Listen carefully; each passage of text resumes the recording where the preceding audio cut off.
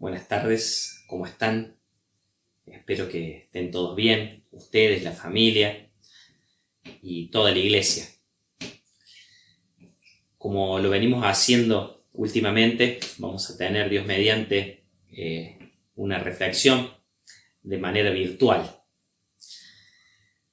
Miércoles anteriores ya se había comenzado el estudio que venimos haciendo sistemáticamente de la carta, la epístola de Primera de Juan.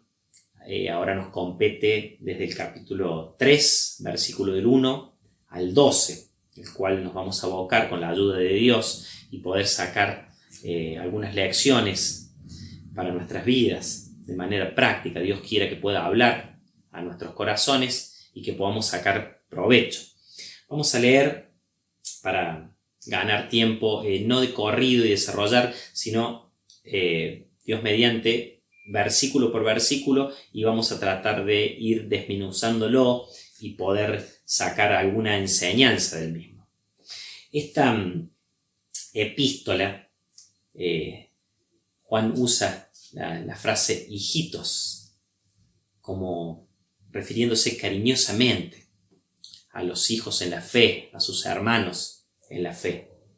Y esta carta, como comenta Rairi, está llena de contrastes. Por ejemplo, luz y tinieblas, amor al mundo y amor a Dios, hijos de Dios e hijos del diablo, el espíritu de Dios y el espíritu del anticristo, amor y odio.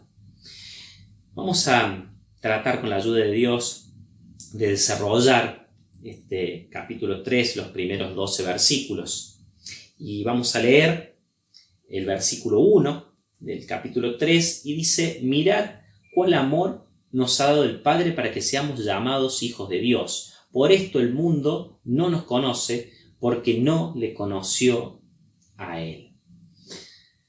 Mirad cuál amor nos ha dado el Padre. Solemos cantar en un coro. Para que seamos llamados hijos de Dios. Ese amor que Dios nos dio. Y nos llama a una reflexión de que no es que yo tengo que esperar para ser un hijo de Dios, ya lo soy en el presente. No tiene que ocurrir un hecho futuro, ya soy un hijo de Dios.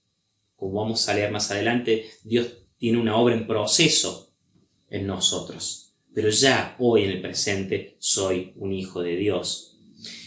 Y no es por mérito mío, ni de nadie. El mérito es de Cristo. Si de algo nos podemos jactar nosotros los creyentes, es que no tenemos ningún mérito. Y cuando me refiero a nadie, me estoy refiriendo a nadie humano. Dios mismo, hecho hombre, el Señor Jesucristo, es por el único que nos podemos jactar de que hoy seamos llamados hijos de Dios. Y quizás el mundo no nos reconoce, pero ya no lo está advirtiendo la palabra de Dios. Dice, porque a Él tampoco le conoció. Nosotros tenemos que tener claro que somos hijos de Dios en el presente y que es pura y exclusivamente por los méritos de nuestro Señor y Salvador Jesucristo. Vamos a continuar. En el versículo 2 nos dice: amados, ahora somos hijos de Dios y aún no se ha manifestado lo que hemos de ser, pero sabremos que cuando Él se manifieste seremos semejantes a Él, porque le veremos tal como Él es. El Espíritu Santo nos confirma esa certeza. Yo soy un hijo de Dios. Y a veces uno le pregunta: ¿y cómo lo sabes? ¿Cómo estás tan seguro? Lo siento adentro mío. Yo acepté a Cristo como Salvador personal. Y Dios puso en ese momento un sello, que es el Espíritu Santo, el cual me da la certeza de que yo soy un hijo de Dios. Y como vamos a ver más adelante, hay algunas evidencias que se muestran cuando uno es hijo de Dios. Yo me pongo a pensar, y muchas veces me pasa, no sé si a usted también le pasa, o a vos, hermano, te pasa, que dice, por ejemplo, cuando leemos, seremos semejantes a Él. Hay muchas veces en que uno ve su vida y se nota tan imperfecto, tan pecador, tan inseguro, tan falto de fe. A veces cometemos actos y decimos, ¿cómo puede ser que esto salga de mí? Es que Dios comenzó con nosotros una obra y la va a perfeccionar, como dice la palabra. Es como, trayendo una analogía, Miguel Ángel una vez estaba con su ayudante al frente de un pedazo de mármol en bruto y dijo, ¡qué bella obra! Y el ayudante dijo, pero yo solamente veo una piedra sin forma, dice, pero yo en mi mente ya la vi y le voy a sacar todo lo que no es necesario. Y todos, o la gran mayoría, conocemos lo que son las obras de Miguel Ángel. Así Dios está haciendo con nosotros. Quizás nos vean como un montón de materia prima en bruto sin forma, pero Dios ya vio lo que va a hacer con nosotros. Y ahí vamos a ser, como dice, como Él. Seremos semejantes a Él. El versículo 3, y todo aquel que tiene esta esperanza se purifica a sí mismo, así como Él es puro. Seremos semejantes a Él, es una promesa. No dice la palabra de Dios que vamos a ser idénticos, semejantes. Y esto, en este momento, es un incentivo. Nada nos debería incentivar más que el saber que un día vamos a ser semejantes a Él, para vivir una vida santa y justa como Él quiere. Yo tengo que hacerme una pregunta. ¿Yo creo y estoy esperando que el Señor Jesucristo venga? Mi vida, como es hoy, ¿refleja una persona que está esperando que llegue el Señor Jesucristo? Quizás tengamos que reflexionar en la manera que hoy estamos viviendo, yo lo digo primeramente por mí mismo, para saber si estamos mostrando al mundo a una persona que está esperando la venida de Cristo. El versículo 4 dice, todo aquel que comete pecado infringe la ley, pues el pecado es la infracción de la ley. El pecado es fundamentalmente todo aquello que a Dios le desagrada, el errar al blanco. A una nena en una clase dominical le preguntaron qué es lo que era el pecado, y ella respondió, todo aquello que nos gusta hacer. Y dice un autor, quizás no esté tan errada, porque nosotros tenemos una antigua naturaleza, como ya vamos a ver, a desarrollar, aunque sea básicamente, que nos lleva siempre al mal, a cometer el mal, a pecar. Eso que naturalmente nos gusta hacer y que tanto mal nos hace en nuestra vida. A alguien le preguntaron, yo escuché ese ejemplo una vez, una persona que no tenía quizás muchos conocimientos, recién había conocido la Biblia y había escuchado las cosas de Dios, y decían que era como las dos naturalezas, la de Dios y la humana, como dos perros que se estaban peleando entre ellos permanentemente en su vida. Entonces le preguntó, ¿y cuál gana? Y a la que alimento más. Entonces tenemos que pensar qué naturaleza estamos alimentando más en nuestra vida y reflexionar y tomar decisiones en consecuencia para poder vivir la vida que a Dios le agrada. Versículo 5, vamos a avanzar rápidamente, son varios versículos y es poco el tiempo que tenemos para exponer. Y sabéis que Él apareció para quitar nuestro pecado y no hay pecado en Él. Entonces, hay dos cosas que son importantes. Él apareció para quitar nuestro pecado. En el Evangelio según San Juan, capítulo 3, versículo 16, lo podemos saber de memoria, dice, porque de tal manera amó Dios al mundo que ha dado su Hijo unigénito para que todo aquel que en Él crea no se pierda, mas tenga vida eterna. Para eso apareció. Pero también dice, no hay pecado en Él. Él todo lo hizo por nosotros. Él no necesitaba limpiarse de pecado, porque nunca había pecado. Fue tal el amor que Él vino para morir por nosotros, aunque no había pecado en Él.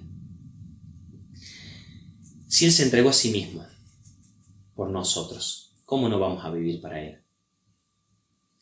Versículo 6. Y todo aquel que permanece en él no peca.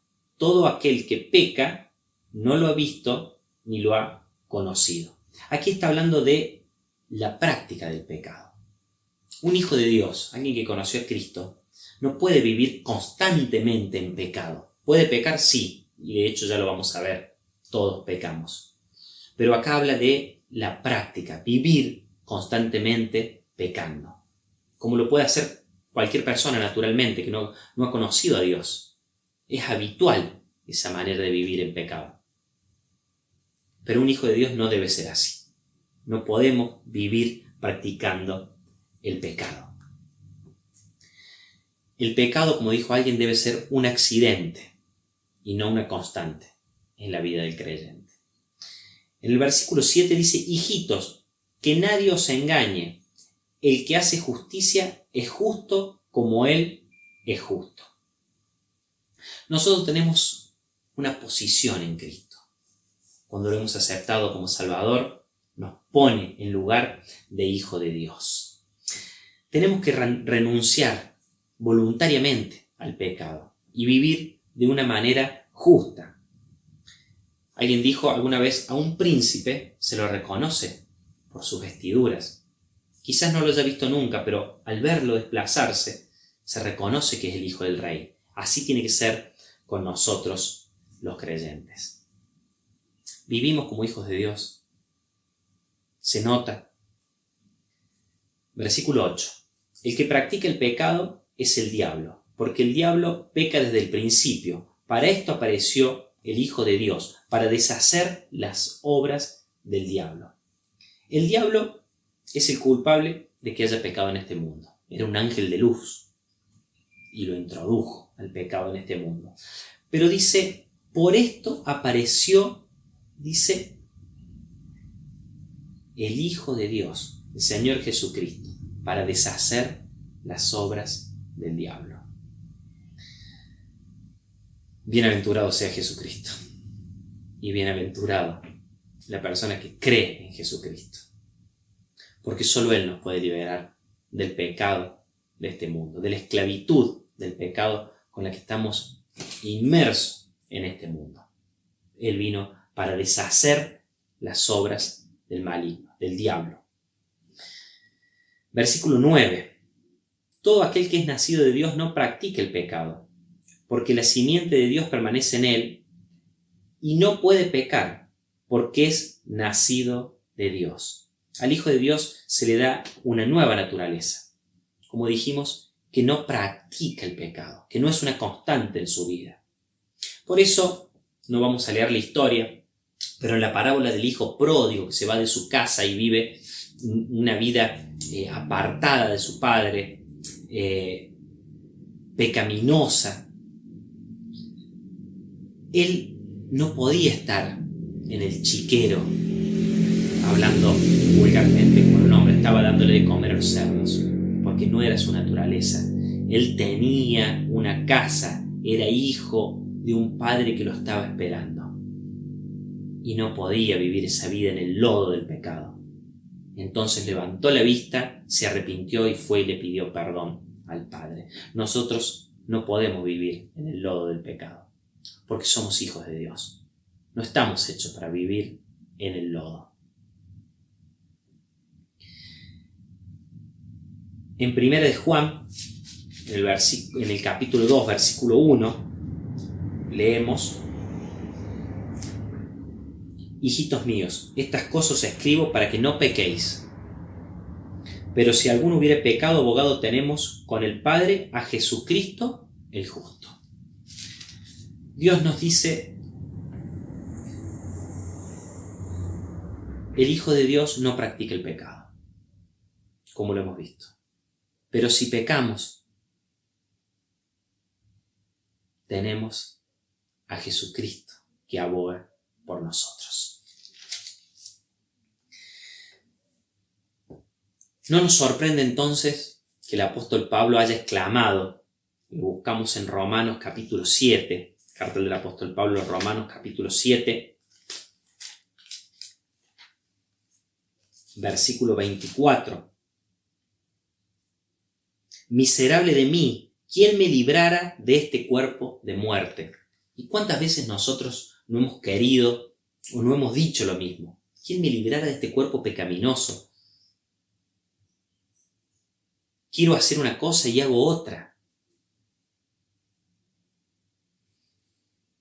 Dios que nos conoce tiene misericordia de nosotros, pero Él espera que sus hijos vivan una vida apartada del pecado. En el versículo 10 leemos: en esto se manifiestan los hijos de Dios y los hijos del diablo. Todo aquel que no hace justicia y que no ama a su hermano no es de Dios. Es necesario que los hijos de Dios se distingan. Si yo soy hijo de Dios, me tengo que distinguir de los demás. No puedo pasar desapercibido. Es verdad que tenemos una naturaleza vieja, como hemos leído, y en esta vida no nos vamos a librar de ella. Vamos a leer en el Evangelio según San Juan, capítulo 15,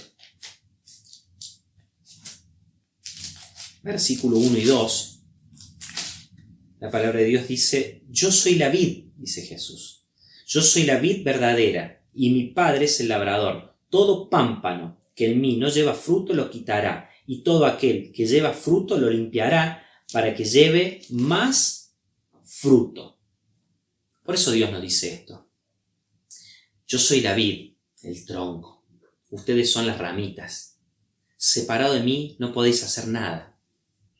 Por eso Dios nos invita a estar cerca de Él. Porque sin Él no podemos hacer nada. Y si nos apartamos de Él, vamos a vivir una vida de pecado. Y nos advierte: no vamos a dar fruto y no vamos a servir para nada, sino para ser cortados.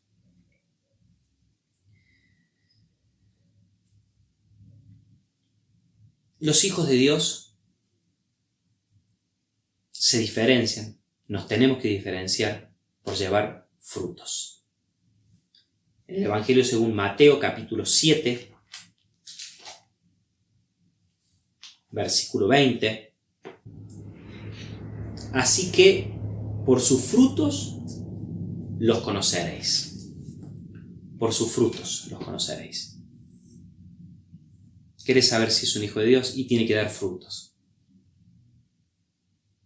Tiene que dar frutos. No podemos ser hijos de Dios y no estar dando frutos como hijos de Dios. Dios nos conoce, Él sabe quién es su hijo, pero las personas que nos rodean, no. Y la evidencia de esto, de que somos hijos de Dios, lo dice su palabra: por su fruto los conoceréis. Y hay otra señal. Nos decía el versículo 10, la última parte: y que no ama a su hermano, no es de Dios. Otra evidencia es que tenemos que amar a nuestros hermanos. Amar a nuestro prójimo. Es más, Dios nos dijo: amad aún a vuestros enemigos. Y ahí está ese distintivo de un hijo de Dios. Amar al prójimo. Si no amamos al prójimo, no evidenciamos frutos como hijos de Dios. Versículo 11. Porque este es el mensaje que habéis oído desde el principio, que nos amemos los unos a los otros, en relación de lo que venimos hablando. Aquí está hablando de lo que el Señor Jesucristo nos había enseñado. Si nosotros leemos en Juan 13:35, lo voy a leer de acá: en esto conocerán todos que sois mis discípulos, si tenéis amor los unos por los otros. Esta era y tiene que ser hoy en día una característica, un distintivo de un cristiano. Dice: en esto conocerán si son mis discípulos, si tenéis amor los unos por los otros. Es fácil a veces amar a algunas personas, como hemos hablado varias veces, y hay otras personas que no somos tan fáciles de amar. Pero el Señor nos mandó a amar, aún a nuestros enemigos. Y esa es la característica que tenemos que tener. Una de las características principales de un cristiano, de un hijo de Dios.